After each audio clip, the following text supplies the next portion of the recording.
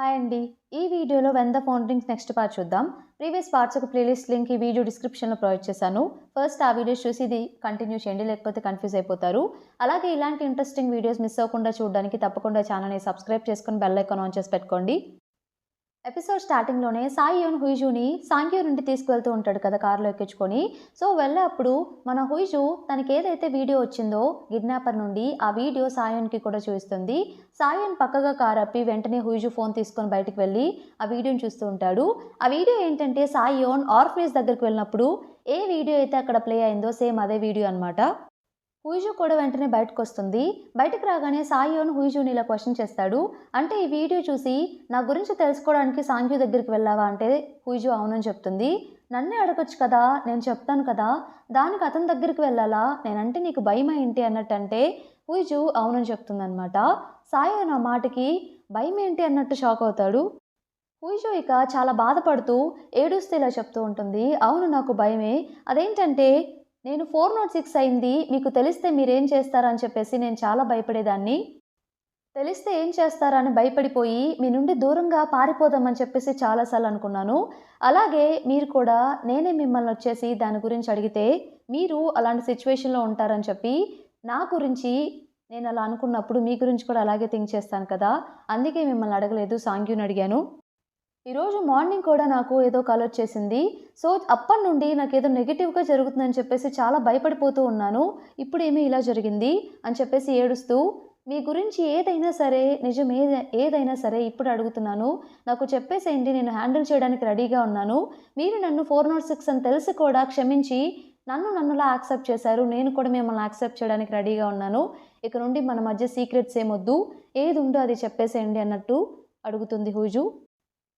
మన హీరో హుయిజుని వెంటనే హక్ చేసుకొని సాయియోన్ ఇలా చెప్తాడనమాట. ఒక్కటి మాత్రం ఎప్పటికీ గుర్తుపెట్టుకో, అదేంటంటే రేపు టుమారో నేను నీకు కనిపించకుండా పోయినా కూడా ఈ సాయియోన్, ఈ స్పోక్స్ పర్సన్ సాయియోన్ కనిపించకపోయినా, లేదా మా నాన్న వాళ్ళ అబ్బాయి సాయియోన్ కనిపించకపోయినా, ఎవ్వరు కనిపించినా ఎవ్వరెటెళ్ళినా నీకు తెలిసిన సాయియోన్, నీ హస్బెండ్ సాయియోన్ మాత్రం నీ కోసం ఎప్పటికీ ఉంటాడు, నీకు తోడుగానే ఉంటాడు, నీతో లైఫ్ అంతా ఉందామని డిసైడ్ అయ్యాడు కూడా అన్నట్టు తనతో చెప్తాడు. ఆ మాటలకు తను చాలా బాధపడుతుందనమాట. గట్టిగా హగ్ చేసుకుంటుంది. ఆ నెక్స్ట్ డే ఇన్హా ఉంది కదా, వాళ్ళ నాన్నగారిని వచ్చి మీట్ అవుతుంది. వాళ్ళ నాన్నగారు, ఏంటి నువ్వు చెప్పా పెట్టకుండా సడన్‌గా కొరియా వచ్చావు? అయినా ఇప్పుడు ఈ టైంలో ఎక్కడికెందుకు వచ్చావు అంటే ఇన్హా డైరెక్ట్‌గా క్వెషన్ చేస్తుందనమాట వాళ్ళ నాన్నగారిని. మీకు ఆల్రెడీ తెలుసు కదా, ఇప్పుడెవరైతే స్పోక్స్ పర్సన్‌గా ఉన్నాడో అతను ఒరిజినల్ సాయియోన్ కాదని చెప్పేసి నా మ్యారేజ్ ముందే నాకొక డాక్యుమెంట్ వచ్చింది. డీఎన్ఏ మిస్ మ్యాచ్ అయినట్టు. అది మీకు చూయించాను. మీరు అప్పుడు సర్ప్రైజ్ కూడా అవ్వలేదు. ఏదో తెలిసినట్టే అలానే పెట్టారు ఎక్స్‌ప్రెషన్. నాకు డౌట్‌గా ఉంది. అయినా మీరైతే నాకు ఫేస్ మీదే చెప్పేస్తారు. అలా నాకు తెలియకుండా డాక్యుమెంట్ పెట్టాల్సిన అవసరం మీకు లేదు. అయినా మీరేదో దాస్తున్నారు మాకు తెలియకుండా. అదేంటో చెప్పండి అన్నట్టు క్వెషన్ చేస్తుందనమాట. వాళ్ళ నాన్నగారు అప్పుడు బ్యాక్ జరిగిన స్టోరీని గుర్తు చేసుకుంటారు. బట్ అది తనకి చెప్పరనమాట. అసలు ఏం గుర్తు చేసుకుంటూ ఉంటారంటే ఇన్హా వెళ్ళిపోయిన తర్వాత డీఎన్ఏ మ్యాచ్ అవ్వలేదు, ఒరిజినల్ సాయిన్ అని తనకి నిజం తెలిసి తన మ్యారేజ్ వద్దనుకొని వెళ్ళిపోయిన తర్వాత వాళ్ళ నాన్నగారు వెళ్ళి సాయిన్ వాళ్ళ పేరెంట్స్ని మీట్ అవుతారు.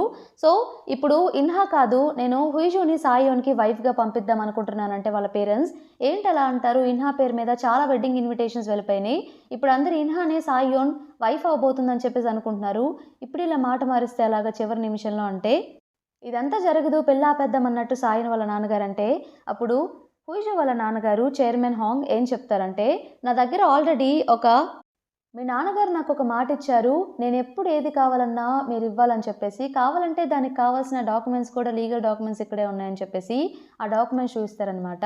అలా సాయిన్ వాళ్ళ తాతగారు అలా ఆయన తోటి చైర్మన్ హాంగ్ తోటి ప్రామిస్ చేసి డాక్యుమెంట్స్ అలా ఇవ్వడంతో వాళ్ళు కూడా ఇక ఏం చేయలేక హుయిజుతోనే మ్యారేజ్ చేస్తారనమాట. హుయిజు మాట్లాడదు కాబట్టి సో అందుకే తన్ని బయట ప్రపంచానికి తెలియకుండా సీక్రెట్‌గా ఉండమని చెప్తారు. అందరూ అందుకే ఇన్హానే తన వైఫ్ అని చెప్పేసి ఇంకా బయట అనుకుంటూనే ఉంటారు. తన పేరు బయటకొచ్చింది కాబట్టి. ఇదే థింక్ చేస్తూ ఉంటారనమాట బ్యాక్ స్టోరీ. ఇంతలో ఇన్హా ఇంకో క్వెషన్ అడుగుతుంది. చిన్నప్పుడు యాక్సిడెంట్ జరిగింది కదా, యాక్సిడెంట్‌లో మా తమ్ముడు చనిపోయాడు. ఆ యాక్సిడెంట్ జరిగిన కొన్ని డేస్ మీరు చాలా హడావిడి చేశారు. కంప్లెయింట్స్ ఇచ్చారు. ఎవరో అలా చేసింది తెలియాల్సిందే, వాళ్ళకి శిక్ష పడాల్సిందే అని చెప్పేసి చాలా చేశారు. బట్ కొన్ని డేస్ తర్వాత సడన్‌గా ఆపేశారు. ఎవరో మిమ్మల్ని ఆపేయనట్టే ఆపేయమని చెప్పినట్టే ఆపేశారు. తర్వాత ఏం జరిగిందో కూడా అసలు ఎవరు అలా చేశారో పట్టించుకోవడం కూడా మానేశారు. ఇదంతా ఎందుకు చేశారు అన్నట్టు క్వశ్చన్ చేస్తే వాళ్ళ నాన్నగారు, ఇప్పుడు నువ్వు దీని గురించి కాదు క్వశ్చన్స్ అడగాల్సింది. ఎవరైతే ఒక అతను స్పోక్స్ పర్సన్ సాయోన్కి కాల్ చేసి బ్లాక్మెయిల్ చేస్తున్నాడో అతనికి హీజు గురించి క్లియర్గా తెలుసు. సాయోన్ వైఫ్ హీజు నువ్వు కాదని కూడా తెలుసు.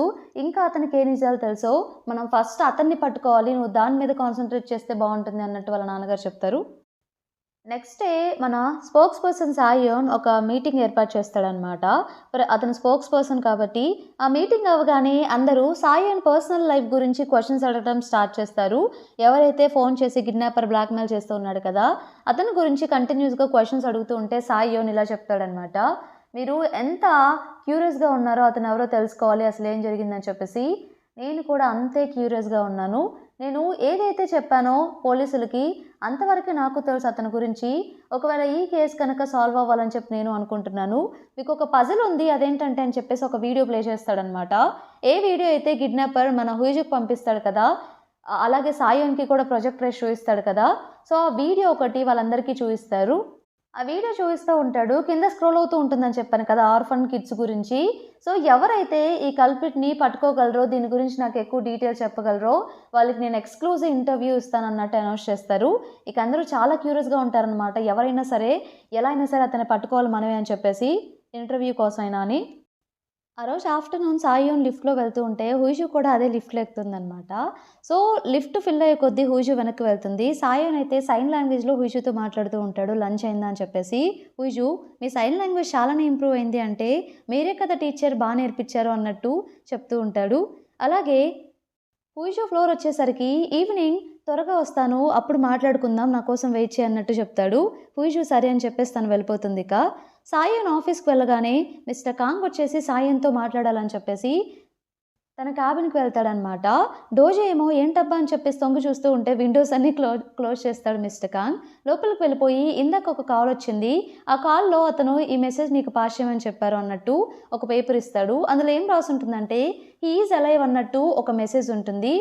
ఆ నంబర్ ట్రేస్ చేశారని సాయోన్ అడిగితే మిస్టర్ కాంగ్ ట్రేస్ చేశాను, ఏదో బిజినెస్ మీద రిజిస్టర్ అయింది, అదేదో ఫిషింగ్ బిజినెస్ అనుకుంటా అన్నట్టు చెప్తాడు. సాయోన్ వెంటనే అవునా అని చెప్పేసి అక్కడికి స్టార్ట్ అవుదాం అన్నట్టు వెంటనే అడ్రస్కి స్టార్ట్ అవుతాడనమాట. ఇంకో పక్క మన హుయిజు ఏమో ఇంట్లో సాయోన్ కోసం వెయిట్ చేస్తూ ఉంటుంది. త్వరగా వస్తా అన్నాడే ఇంకా రాలేదంటని చెప్పేసి. సాయోన్ కార్లో వెళ్తూ ఒక విషయాన్ని గుర్తు చేసుకుంటూ ఉంటాడు, తన చిన్నప్పుడు ఏం జరిగిందో. సో తన చిన్నప్పుడు ఏం జరిగిందంటే ఒక రోజు నైట్ ఒరిజినల్ సాయోన్ వాళ్ళ తాతగారు ఉంటారు కదా, ఒక చిన్న అబ్బాయిని లేక్లో చంపేపోతూ ఉంటాడు. అతన్ని చనిపోవాలని చెప్పేసి నీళ్ళల్లోకి అతన్ని తోసేసి చంపేస్తూ ఉంటాడు. అది చిన్నప్పుడు మన హీరో సాయోన్ స్పోక్స్ పర్సన్ సాయోన్ చూస్తాడు. సాయోన్ అలా చూస్తూ ఉంటే వెనక నుండి ఒక ఓల్డ్ మ్యాన్ వచ్చేసి నువ్వు ఇది చూడకూడదు అని చెప్పేసి సాయోన్ కళ్ళు మూస్తాడు. ఈ విషయాన్ని సాయోన్ గుర్తు చేసుకుంటూ ఉంటాడు. ఇంకో పక్క ఇన్హా ఉంది కదా, ఇన్హా వచ్చేసి మన హుయిజుతో మాట్లాడడానికి ఇంటికి వస్తుంది. ఇన్హా హుయిజుతో ఇలా మాట్లాడుతూ ఉంటుంది, నేను ఎందుకు ఆ రోజు మ్యారేజ్ నుండి వెళ్ళిపోయానో, సో దానికి రీజన్ నువ్వు కనుక్కోవాలని చెప్పేసి చాలా ప్రయత్నాలు చేస్తున్నావు కదా, అది చెప్దామని నేను వచ్చాను. ఒక అతను సాయోన్కి ఫోన్ చేసి బెదిరిస్తున్నాడు, సాయోన్ గురించి అన్ని డీటెయిల్స్ చెప్తున్నాడు, ఈ పాటికే నీకు తెలిసిపోయి ఉంటుందని చెప్పి నేను అనుకున్నాను, బట్ ఎనీహౌ నేను మళ్ళీ చెప్తాను అని చెప్పేసి ఆ డిఎన్ఏ రిపోర్ట్ని హుయిజు కూడా చూపిస్తుంది. సో స్పోక్స్ పర్సన్ సాయోన్ ఎవరినైతే నువ్వు మ్యారేజ్ చేసుకున్నావో అతను ఒరిజినల్ సాయోన్ కాదని చెప్పేసి ఆ డిఎన్ఏ రిపోర్ట్ని చూస్తుంది అనమాట. బట్ హుయిజు సర్ప్రైజే అవ్వదు, ఎందుకంటే సాయోన్ ఒకసారి డైలాగ్ చెప్తాడు కదా, నేను ఒకవేళ సాయోన్ కాకపోయినా మా తాతకి మనవడు కాకపోయినా సరే, మా నాన్నగారు ఒరిజినల్ కొడుకు కాకపోయినా సరే, నీ హస్బెండ్ సాయోన్గా మాత్రం ఖచ్చితంగా ఉంటాను అన్నట్టు చెప్తాడు కదా. ఆ డైలాగ్స్ తను గుర్తు చేసుకుంటూ ఓ దాని అర్థం ఇదే అనుకుంటా అని చెప్పేసి తనకి ఇప్పుడు అర్థమవుతుంది, అంటే ఇతను ఒరిజినల్ సాయి అయినా కూడా తనకేం కోపం రాదనమాట. తనని తనలా యాక్సెప్ట్ చేశాడు కాబట్టి హుయిజుకి అసలు ఏం కోపం రాదు. వాళ్ళ సిస్టర్ ఇన్హా ఏంటి నిజం తెలుసు కూడా నువ్వు సర్ప్రైజ్ అవ్వలేదా అంటే అవసరం ఏముంది అన్నట్టే హుయిజు చెప్తుంది. ఇంకో పక్క సాయోన్ ఆ ప్లేస్కి వెళ్దాం అనుకున్నాడు కదా, ఫిషింగ్ చేసే బిజినెస్ దగ్గరికి ఎవరైతే కాల్ చేశారో. సో అక్కడికి వెళ్ళగానే ఇంట్లో నుండి ఏవో పొగలు వస్తూ ఉంటాయి అనమాట, ఇంట్లో నుండి ఫైర్ ఇంకా పొగలు వస్తూ ఉంటాయి. సాయోన్ వెంటనే లోపలికి వెళ్ళిపోయి అక్కడ పడిపోయిన ముసలాయిని కాపాడదామని చెప్పేసి ఆయనని లేపి తీసుకొస్తూ ఉంటాడు. బట్ అనుకోకుండా అక్కడ ఫైర్ అయిపోయి బయటికి రాకుండానే లోపలే ఇద్దరు స్పృహ కోల్పోయి పడిపోతారనమాట. సో ఒక పక్క ఫైర్ ఎక్కువవుతూ ఉంటుంది. సాయోన్ ఇంకా ముసలాయన ఇద్దరు స్పృహలో ఉండరు, స్పృహ కోల్పోయి ఉంటారు. ఇంతటితో మనకి ఈ పార్ట్ కంప్లీట్ అయిపోతుంది. ఈ పార్ట్ మీకు నచ్చింది అనుకుంటున్నాను. నచ్చితే తప్పకుండా ఛానల్ని సబ్స్క్రైబ్ చేయండి, అలానే వీడియోని లైక్ చేయండి. Thank you for watching.